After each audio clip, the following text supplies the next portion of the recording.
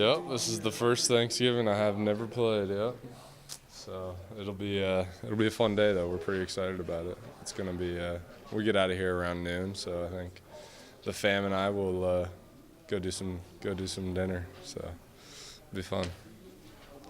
You've been in the division for a while. How much does it amp up? I mean, every win counts one, but there's sort of that double incentive when it's a division game.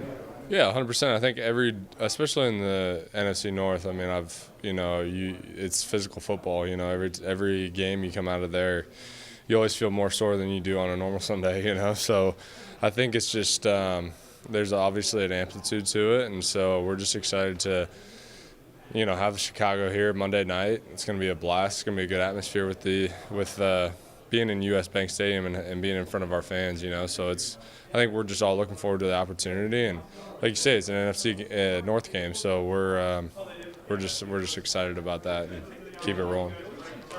What's the anticipation of getting Justin back either this week or I would imagine certainly after the bye week?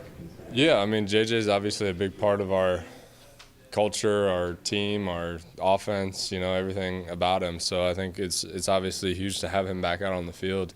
He's running around and doing some stuff in practice now, and so it's nice to have him back in the huddle a little bit and just see him around with the guys. So I don't know if this is private information, but you get the ball thrown to you a lot. Are you a primary receiver a lot, or how does it work with the Vikings and tight ends and options? Yeah, I mean, I think it depends. I think you have some plays where you're primary, you have some plays where you're not.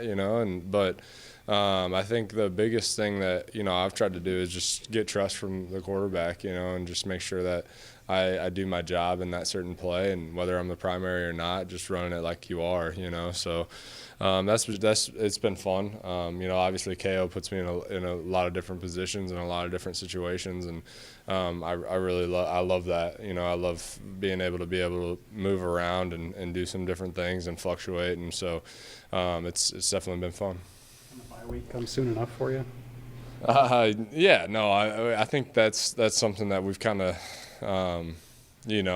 held true in here is just, it's coming, but we can't really look forward to that. We have one more game and then we can enjoy it after that, but we got to get this one done and then we can move from that. And then we have another half of the season that we got to look at, and you split the seasons into two halves wherever your bye week is, but we got a stretch of games and we got to come back ready from that and really rejuvenate everyone's bodies and everyone's minds and just be ready to continue this role. So. How much were the ribs able to recover just this last week?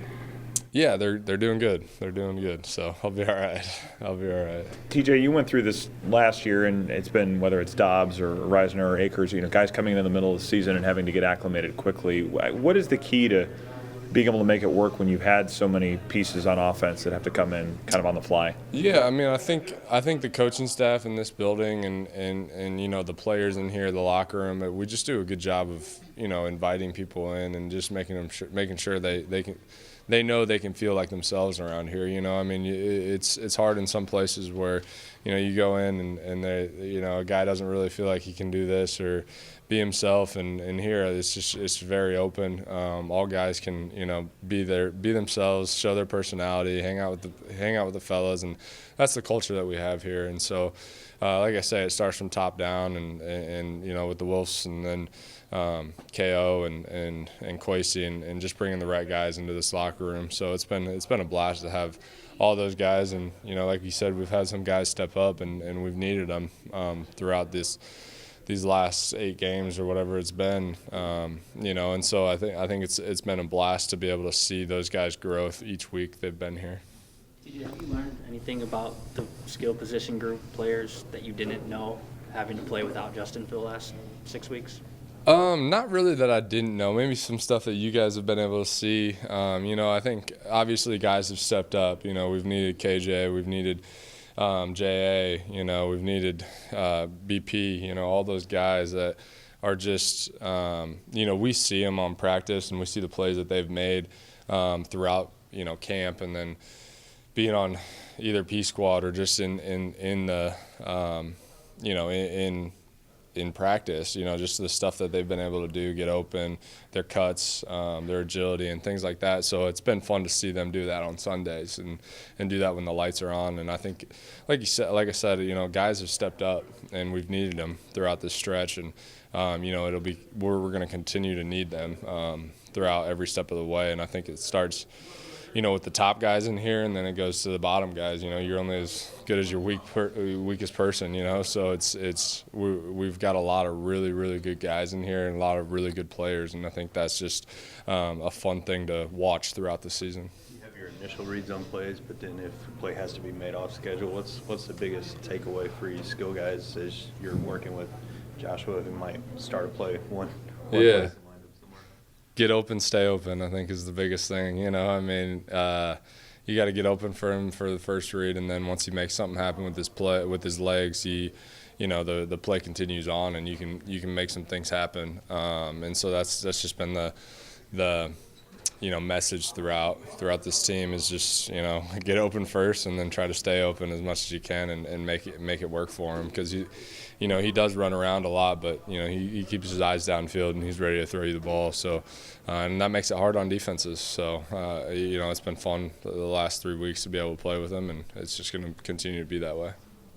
TJ, we've seen what Josh Oliver has done as a blocker all year. Was that kind of fun for you guys in the tight end room to see him have a day like that as a receiver? Yeah, what a beast, man. I mean, that's a guy. I love Josh. Just having him in the locker room, just getting to know him as a person throughout this last year has been awesome. And he works his butt off in the blocking game and in the run game and in the pass game. Just if he's in pass pro or if he's running a route, but to see him be able to get one on the seam ball, or the end drops and forgets to cover him, or the scramble drill with Josh in the end zone, and then watch him Gronk spike that thing all the way up to the stands was awesome. So.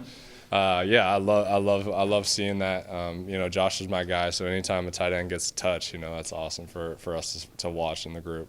Danielle was the team nominee for the Sportsmanship Award across the league. Yeah. You've gone against him in games. You've partnered with him now as a teammate. What about his game exemplifies kind of the sportsmanship part of it? Yeah, I mean, obviously Danielle's a great player, a great human too. And when he's on the field, he does his job, and he doesn't talk or he doesn't do much. He just kind of does his job, makes a play, and then goes back and does it again. And when you're a guy and an opponent, and you're trying to get a feel on guys, it's hard because he just is in his own zone, which has been awesome to be on his side of the ball with this. But I mean, like I say, he deserves that. I mean, he's such a great person and a great dude, and obviously a fantastic player. So it's awesome to watch.